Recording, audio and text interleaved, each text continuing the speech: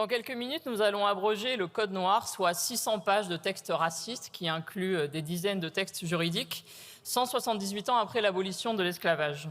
Et nous allons vivre un moment que la presse va qualifier de moment solennel, de concorde parlementaire, d'unanimité. Et je ne veux pas que ce moment efface et permette au Rassemblement national de redorer son image en matière de négrophobie et en matière de racisme anti-noir, parce que toutes les formes de racisme font partie de votre ADN et vous venez d'en offrir une nouvelle illustration à l'instant avec monsieur Odoul, condamné pour détournement de fonds publics, qui vient de nous offrir encore une fois une séquence de révisionnisme historique consternante. Parce qu'au Rassemblement national, nous refusons toujours la repentance permanente.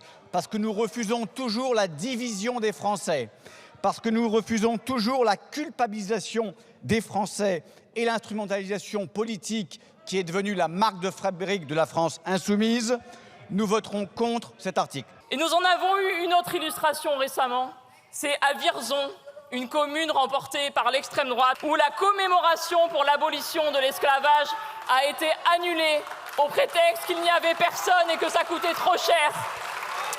Et je veux revenir aussi sur la résolution de juin 2020, votée au Parlement européen pour reconnaître que l'esclavage était un crime contre l'humanité.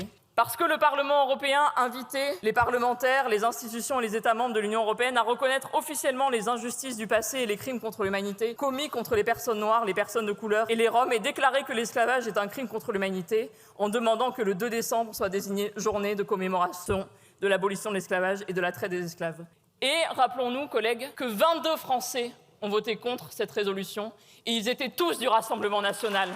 Et il y avait parmi eux M. Bardella, la future chèvre qui sera votre candidat. Et il y avait aussi Mme Laporte, qui est aujourd'hui vice-présidente de l'Assemblée nationale. Et cela n'a rien d'étonnant, parce que dans vos rangs, il n'y a que des nostalgiques et des militants de l'empire colonial français qui veulent que l'on enseigne à nos enfants les bienfaits de la colonisation. Merci, donc nous Madame la savons députée. que vous ne changerez jamais.